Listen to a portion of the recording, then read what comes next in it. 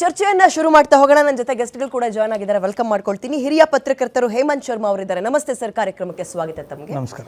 ಇನ್ನು ಕಾಂಗ್ರೆಸ್ ವಕ್ತಾರರು ನಟರಾಜ್ ಗೌಡ್ರಿದ್ದಾರೆ. ನಮಸ್ತೆ, ನಿಮಗೂ ಕೂಡ ಕಾರ್ಯಕ್ರಮಕ್ಕೆ ಸ್ವಾಗತ ಸರ್. ಇನ್ನು ಬಿಜೆಪಿ ವಕ್ತಾರರಾಗಿ ಚಿನ್ನ ರಾಮು ಅವರಿದ್ದಾರೆ. ನಮಸ್ತೆ, ಕಾರ್ಯಕ್ರಮಕ್ಕೆ ನಿಮಗೂ ಸ್ವಾಗತ. ಇನ್ನು JDS ವಕ್ತಾರ ನಾಗೇಂದ್ರ ಅವರು ನಮ್ಮನ್ನು ಜಾಯ್ನ್ ಆಗಿದ್ದಾರೆ. ನಿಮಗೂ ಕೂಡ ಕಾರ್ಯಕ್ರಮಕ್ಕೆ ಸ್ವಾಗತ. ನಾನು ಕಾಂಗ್ರೆಸ್ಗೆ ನೇರ ಪ್ರಶ್ನೆಯನ್ನ ಮಾಡ್ತೀನಿ. ಎಲ್ಲಿ ಎಡವಿದ್ರಿ ಅನ್ಸುತ್ತೆ? ಬಿಜೆಪಿ ಎಲ್ಲಿ ಗೆಲ್ತು ಅನ್ಸುತ್ತೆ? ಇಲ್ಲ, ಬಿಜೆಪಿ ಮಹಾರಾಷ್ಟ್ರದ ಮಟ್ಟಿಗೆ ಹೇಳೋದಾದ್ರೆ ನಿರಂತರವಾದ ಸಂಘಟನೆ ಇದೆ. ಕಾಂಗ್ರೆಸ್ನಲ್ಲಿ ನಿರಂತರವಾದ ಸಂಘಟನೆ ಇರಲಿಲ್ಲ. ಕಾಂಗ್ರೆಸ್ನಲ್ಲಿ ನಮ್ಮ ನಾಯಕರುಗಳು ಶರದ್ ಪವಾರ್ ಜೊತೆಗೆ ಸೀಟು ಹೊಂದಾಣಿಕೆಯಲ್ಲಿ ಕೊನೆಯವರೆಗೂ ಅಗ್ಗಜಾಟ ಮಾಡ್ತಾ ಇದ್ರು. ಗೊಂದಲಗಳಿತ್ತು, ಸ್ಥಳೀಯ ನಾಯಕತ್ವ ದುರ್ಬಲವಾಗಿತ್ತು. ಬಿಜೆಪಿನಲ್ಲಿ ಅದು ಪ್ರಬಲವಾಗಿತ್ತು.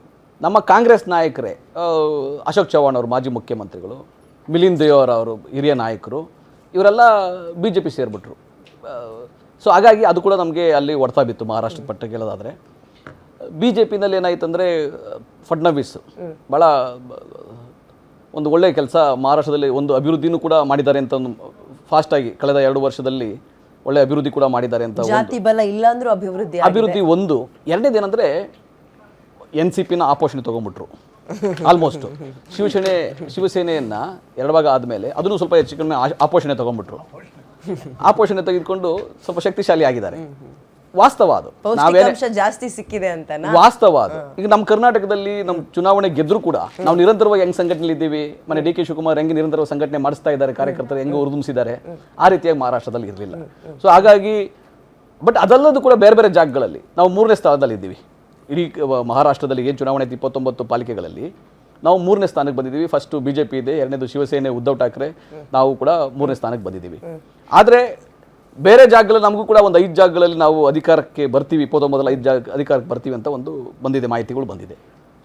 ನಮ್ಮ ನಾಯಕರು, ಅಲ್ಲಿನೆಲ್ಲ ಸ್ಥಳೀಯ ನಾಯಕರು ಇನ್ನೂ ಸಂಘಟನೆ ಮಾಡಿದರೆ, ನಿರಂತರವಾಗಿ ಸಂಘಟನೆ ಮಾಡಿದಿದ್ರೆ, ಗೊಂದಲಗಳನ್ನ ಇಟ್ಕೊಳ್ದಲ್ಲಿದ್ದರೆ ಇದಿನ್ನೂ ತುಂಬ ಚೆನ್ನಾಗಿ ಚುನಾವಣೆ ಆಗ್ತಾ ಇತ್ತು. ಬಟ್ ಮುಂಬೈದು BJP ಫಸ್ಟ್ ಟೈಮ್ ಏನು ಗೆದ್ದಿದ್ದಾರೆ ಅವ್ರಿಗೆ ಅಭಿನಂದನೆ ಸಲ್ಲಿಸಲೇಬೇಕು ಮುಂಬೈನಲ್ಲಿ.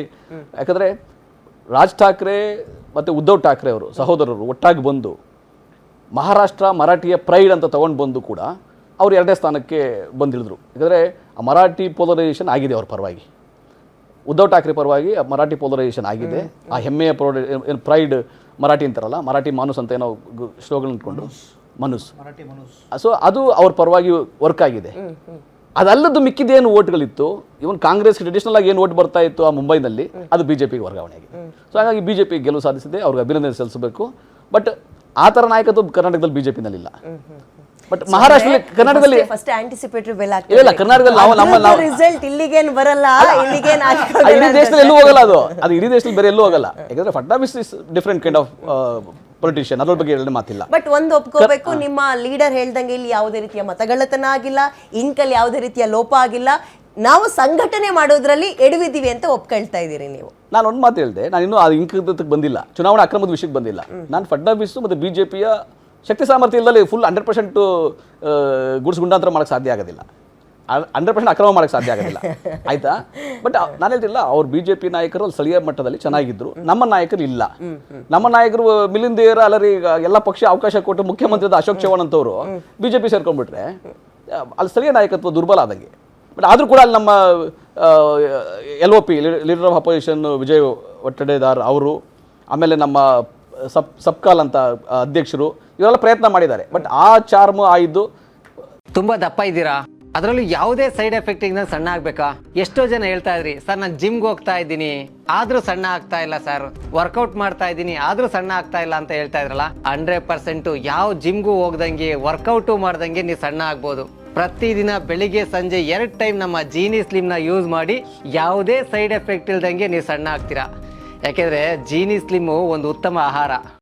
ಬಿಜೆಪಿ ಮಾಡಿದಷ್ಟು ಮಾಡೋಕ್ಕಾಗಿಲ್ಲ. ನಮ್ಮಲ್ಲಿ ಆರ್ಥಿಕವಾಗಿ ಬಿಜೆಪಿ ಎಷ್ಟು ಸ್ಟ್ರಾಂಗ್ ಇದೆ, ಆ ರೀತಿ ಯಾವ ರಾಜಕೀಯ ಪಕ್ಷ ಇಡೀ ದೇಶದಲ್ಲಿ ಹತ್ರಕ್ಕೆ ಹೋಗ್ಲಿಕ್ಕೂ ಸಾಧ್ಯ. ಬಿಜೆಪಿ ಅವರಂತೂ ಹೊಳೆಗಿಂತ ಜಾಸ್ತಿ ದುಡ್ಡನ್ನು ಹರಿಸಿದ್ದಾರೆ.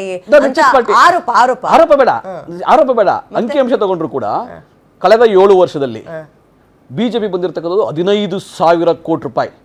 ಅಫಿಷಿಯಲ್ ಡಾಕ್ಯುಮೆಂಟ್ ಅದು.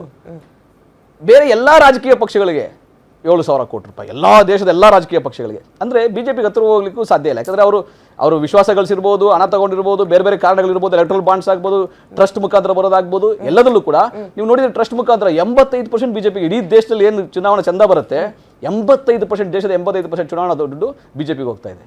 ಇದು ಅಫಿಷಿಯಲ್ ಡೇಟಾ. ಸೊ ನಾನು ಅದಕ್ಕೆ ಏನು ಹೇಳ್ತಾ ಇದ್ದೀನಿ, BJP the strongest, richest, wealthiest party in India. And ನಾನು ಮಹಾರಾಷ್ಟ್ರದ ಮಟ್ಟಿಗೆ, ಮುಂಬೈ ಮಟ್ಟಿಗೆ ಆದರೆ BJP has done good work. Number 1. Number 2, ನಮ್ಮ ನಾಯಕತ್ವ, ನಮ್ಮ ಸ್ಥಳೀಯ ನಾಯಕತ್ವ ಸ್ವಲ್ಪ ಗೊಂದಲ ಮತ್ತೆ ಸೀಟ್ ಹಂಚಿಕೆನಲ್ಲಿ ಗೊಂದಲ, ಇವೆಲ್ಲ ಕಾರಣಕ್ಕಾಗಿ ಸೋಲನ್ನು ಅಪ್ಪಿದ್ದಾರೆ. ಬಟ್ ಅದು ನಿರಂತರ ಸಂಘಟನೆ ಅಗತ್ಯ ಇದೆ. ನಿರಂತರ ಸಂಘಟನೆ ಅಗತ್ಯ ಇಲ್ಲದ ಜಾಗದಲ್ಲಿ ಈ ಥರ ಸೋಲುಗಳು ಸಹಜ ಆಗ್ತದೆ. ಆಮೇಲೆ ಚುನಾವಣಾ ಅಕ್ರಮ ಅದು ಕೂಡ ಆಗಿದೆ. ಯಾಕಂದ್ರೆ ಒಂದು ಕುಟುಂಬದ ಮತಗಳು ಒಂದು ಬೂತ್ಗೆ ಹೋಗ್ಬೇಕು, ಒಂದು ಕುಟುಂಬದ ಮತಗಳು 3 ಬೂತ್ಗಳ ಹಂಚಿಕೆ ಆಗೋದು, 2 ವಾರ್ಡ್ಗೆ ಹಂಚಿಕೆ ಆಗೋದು, ಆರಂಭದಲ್ಲಿ ವಿಶ್ಲೇಷಣೆ ಬಹಳ ಚೆನ್ನಾಗಿತ್ತು. ಈ ಅಕ್ರಮ ಅಂತ ಬಂದ್ರಲ್ಲ, ಅದಕ್ಕೆ ಬರ್ತೀನಿ. ಫಸ್ಟ್ ಒಪಿನಿಯನ್ ತಗೋಬಿಡೋಣ ಸರ್ ಎಲ್ಲರ ಹತ್ರನು. ಚಿನ್ನರಾಮ ಅವರೇ, ಡಬಲ್ ಎಂಜಿನ್ ಸರ್ಕಾರ ಅಲ್ಲ ರೀ ಇದು, ತ್ರಿಬಲ್ ಎಂಜಿನ್ ಸರ್ಕಾರ. ಸೊ ಹೇಗೆ ಸಾಧ್ಯ ಆಯ್ತು ಅಂತ ಕೇಳಲ್ಲ ಸರ್. ಕಾಂಗ್ರೆಸ್ ಎಡವಿದೆಲ್ಲಿ ಅಂತ ನಿಮ್ಗೆ ಅನ್ಸುತ್ತೆ? ಕಾಂಗ್ರೆಸ್ ಈಗಿರ್ತಕ್ಕಂಥ ಕಾಂಗ್ರೆಸ್ ನಕಲಿ ಕಾಂಗ್ರೆಸ್. ಮೂಲ ಕಾಂಗ್ರೆಸ್ ಗಾಂಧೀಜಿಯವರು ಹೇಳಿದ್ರು ಸ್ವತಂತ್ರ ಬಂದ ಮೇಲೆ ವಿಸರ್ಜನೆ ಮಾಡ್ಬಿಡ್ರಪ್ಪ, ನೀವು ಯಾಕೋ ಸರಿಯಾಗಿ ನಡ್ಸ್ಕೊಂಡು ಹೋಗಲ್ಲ ಅಂತ ನನಗೆ ಅನುಮಾನ ಇದೆ ಅಂತ ಭವಿಷ್ಯ ನುಡಿದಿದ್ರು. ಅವತ್ತು ಅದನ್ನ ವಿಸರ್ಜನೆ ಮಾಡ್ದೇನೆ 140 ವರ್ಷದ ಹಳೆಯ ಸೀನಿಯರ್ ಪಕ್ಷವಾಗಿರ್ತಕ್ಕಂಥ ಕಾಂಗ್ರೆಸ್ ಇವತ್ತು ವಕ್ತಾರ ಪಾಪ ಬಹಳ ಸತ್ಯ ಒಪ್ಕೊಂಡ್ರು. ನಾನು ನಟರಾಜ್ ಗೌಡನ ನಾನು ಅಭಿನಂದಿಸ್ತೇನೆ. ಯಾಕಂದ್ರೆ ನಾವು ಸೋತಿದ್ದೀವಿ, ನಮ್ಗೆ ವೀಕ್ ಇದೆ, ನಮಗೆ ಕಾಂಗ್ರೆಸ್ ಮರುನಾಮಕರಣ ಮಾಡ್ತಾ ಇದ್ದೀರಾ ನೀವು? ಅಲ್ಲ, ಮರುನಾಮಕರಣ ಅಲ್ಲ, ಇರೋದು ನಾಮಕರಣನೇ. ಗಾಂಧೀಜಿಯವರು ಜೀವಂತವಾಗಿದ್ದಾಗೇನೆ ಅವ್ರು ಹೇಳ್ತಾರೆ, ಕಾಂಗ್ರೆಸ್ ವಿಸರ್ಜನೆ ಮಾಡಿ ಸ್ವತಂತ್ರಗೋಸ್ಕರ ಈ ಸಂಘ ಕಾಂಗ್ರೆಸ್ ಕಟ್ಟಿದೀವಿ. ಪುನಃ ನೀವು ಈ ಕಾಂಗ್ರೆಸ್ ಎಲ್ಲಿ ಎಡವಿದ್ರು ಹೇಳಿ? ಈಗ ಹಳೇದು ಇತಿಹಾಸ ಬೇಡ, ಎಲ್ಲಿ ಎಡವಿದ್ರು ಕಾಂಗ್ರೆಸ್ ಅಂತ? ಕಾಂಗ್ರೆಸ್ ಪೂರ್ತಿ ಅವ್ರ ಜಾಯಮಾನನೇ ಎಡವೋದೆ. ಈಗ ಇಡೀ ಸಂಘಟನೆ ಮಾಡ್ಲಿಲ್ಲ ಅಂತನಾ ಅವರೇ ಹೇಳ್ತಾರಲ್ಲ, ನಾವು ಸಂಘಟನೆ ಮಾಡ್ಲಿಲ್ಲ, ನಮ್ಮಲ್ಲಿ ಒಡಕಿ ಇತ್ತು, ನಮ್ಮ ಮುಖ್ಯಮಂತ್ರಿಗಳು ಬಿಜೆಪಿ ಕೊಟ್ಟೋದ್ರು, ಇವೆಲ್ಲ ಹಿನ್ನೆಲೆಗಳು ಇಟ್ಕೊಂಡು ನಮ್ಮ ಪಕ್ಷಕ್ಕೆ ಸರಿಯಾದ ರೀತಿಯಲ್ಲಿ ಬೆಂಬಲ ಸಿಗದಿರೋದ್ರಿಂದ ನಾವು ಸೋತಿದ್ದೀವಿ, ನಮಗೆ ಆರ್ಥಿಕವಾಗಿ ಹಿನ್ನಡೆ ಇದೆ, ನಮಗೆ ಯಾರು ಫಂಡ್ ಕೊಡ್ತಾ ಇಲ್ಲ, ಫಂಡ್ ಕೊಟ್ಟರೆ ತಿಂದಾಕ್ಬಿಡ್ತಾರಲ್ಲ ₹1,00,00,000. ಯಾಕಂದ್ರೆ ಏನಾಯ್ತು ಅನ್ನೋದು ನಮ್ಗೆ ಎಲ್ರಿಗೂ, ನಾವು ಅದ್ರ ಬಗ್ಗೆನೂ ವಿಶ್ಲೇಷಣೆ ಮಾಡಲ್ಲ. ಇವತ್ತಿನ ಚುನಾವಣೆ ಜನಪರವಾದ ಚುನಾವಣೆ. ನರೇಂದ್ರ ಮೋದಿ ಅಂತ ಗಟ್ಟಿ ನಾಯಕರು, ಭಾರತ ದೇಶದ ಅಖಂಡ ಸಾರ್ವಭೌಮನ ಹೊಂದಿರತಕ್ಕಂಥ ನರೇಂದ್ರ ಮೋದಿ ಅವರ ಮುಂದೆ ಇವತ್ತು ಒಂದ್ಸಾರಿ ನಾಮಕಾವಸ್ಥೆಗೆ ಮಲ್ಲಿಕಾರ್ಜುನ್ ಖರ್ಗೆ ಅವರು ನಮ್ಮ ರಾಷ್ಟ್ರೀಯ ಅಧ್ಯಕ್ಷರು ಅಂತಾರೆ. ಡಿಸಿಷನ್ ತಗೋಬೇಕಾದ್ರೆ ಹೈಕಮಾಂಡ್ ಹೇಳ್ಬೇಕಪ್ಪ ಅಂತಾರೆ. ಇನ್ನೊಂದ್ ಕಡೆ ರಾಹುಲ್ ಗಾಂಧಿ ಅವರು ಪಾಪ DK ಶಿವಕುಮಾರ್ ಅವರಿಗೆ ಇಂಟರ್ವ್ಯೂನೇ ಕೊಡಲ್ಲ, ಸಿದ್ದರಾಮಯ್ಯನವರು ತಪ್ಕೋತಾರೆ. ಅವರ ಇಂಟರ್ನಲ್ ರಾಜಕಾರಣ ಆದ್ರೂ ಇದೆಲ್ಲ ಜನ ಗಮನಿಸ್ತಾ ಇದ್ದಾರೆ. ಇವರು ಯಾರು ಇದಕ್ಕೆ ಸೂಕ್ತವಾದಂತ ವ್ಯಕ್ತಿ ಈ ರಾಜ್ಯಕ್ಕೆ, ಈ ರಾಜ್ಯದ ಜನತೆಗೆ, ಈ ರಾಷ್ಟ್ರದ ಜನತೆಗೆ ಮುಂಚೂಣಿ ನಾಯಕ? ಪಾಲಿಕೆ ತರ ಕಳಪೆ ಸಂಘಟನೆ ರಾಜ್ಯದಲ್ಲಿ ಇದೆ ಅಂತೀರಾ? ಅಲ್ಲಲ್ಲ, ರಾಜ್ಯದಲ್ಲಿ ಕಳಪೆ ಅನ್ನೋದಕ್ಕಿಂತ ಇನ್ನೊಂದು 15 ದಿವಸ ಈಗಿನ ಮುಖ್ಯಮಂತ್ರಿಗಳು ಕೆಳಗಿಳಿದ ಹೋದ್ರೆ DK ಶಿವಕುಮಾರ್ ಏನಾಗ್ತಾರೆ, ಏನ್ ಸ್ಫೋಟ ಮಾಡ್ತಾರೆ ಅಂತಕ್ಕಂಥದ್ದು ನಾವ್ ಹೇಳೋದಿಲ್ಲ. ಅದನ್ನ ಹೇಳೋದಿಲ್ಲ. ಯಾಕೆ ಮತ್ತೆ ಮುಂಬೈ ಪಾಲಿಕೆ ರಿಸಲ್ಟ್ ಇಲ್ಲಿನ ಇನ್ನೇನು ಲೋಕಲ್ ಎಲೆಕ್ಷನ್ಗಳು ಶುರುವಾಗುತ್ತೆ, GBA ಇಂದ ಆರಂಭ ಆಗುತ್ತೆ, ಇದ್ರ ಮೇಲೆ ಪರಿಣಾಮ ಬೀರುತ್ತೆ ಅನ್ಸುತ್ತೆ? 100ಕ್ಕೆ 100 ಬೀಳುತ್ತೆ. ಇವತ್ತು ಸರ್ಕಾರ ಇವತ್ತು ರಾಜೀನಾಮೆ ಕೊಟ್ಟು ಕೆಳಗೋದ್ರೆ ಇವತ್ತು 180 ಸೀಟ್ ಗೆಲ್ತೇವೆ ನಾವು ಬಿಜೆಪಿ. ರಾಜೀನಾಮೆ ಕೊಟ್ಟು ಅಲ್ಲಲ್ಲ, ಕೊಟ್ರೆ ಇವತ್ತು ಅವರಿಗೆ ಸಮಾಜದಲ್ಲಿ ಅಧಿಕಾರ ಕೊಟ್ಟಿದ್ದಾರೆ. ಅದೊಂದು ನಕಲಿ ದಾಖಲೆ, ನಕಲಿ ಗ್ಯಾರಂಟಿಗಳ ಮೇಲೆ ಕೊಟ್ಬಿಟ್ಟಿದ್ದಾರೆ ಜನ ಓಟು. ಇವತ್ತು ಜನ ಅದೇ ಅವರು ಕಣ್ಣು ಮುಗಿತವ್ರೆ, ಅಪ್ಪ ಯಾವಾಗಾದ್ರೂ ಹೋಗ್ತದೆ. ಇವತ್ತು ಹೆಣ್ಣು ಮಕ್ಕಳಿಗೆ ಏನ್ ಭವಿಷ್ಯ ಇದೆ? ಇವತ್ತು ಒಬ್ಬ KS ಅಧಿಕಾರಿ ಪೌರಾಯುಕ್ತರನ್ನ ಯಾವ ರೀತಿ ಕಾಂಗ್ರೆಸ್ ನಾಯಕ ಅಲ್ಲ, ಗೆಲ್ಲಕ್ಕಿಂತ ಮುಂಚೆನೆ 10,000 ಕೊಟ್ರಲ್ಲ, ಅದು ನಕಲಿ ಗ್ಯಾರಂಟಿ ಅನ್ನಲ್ವಾ? ಅದಕ್ಕೆ ಅದು ಗ್ಯಾರಂಟಿ ಅಂತಲ್ಲ, ಅದು ಸರ್ಕಾರದ ಜವಾಬ್ದಾರಿ.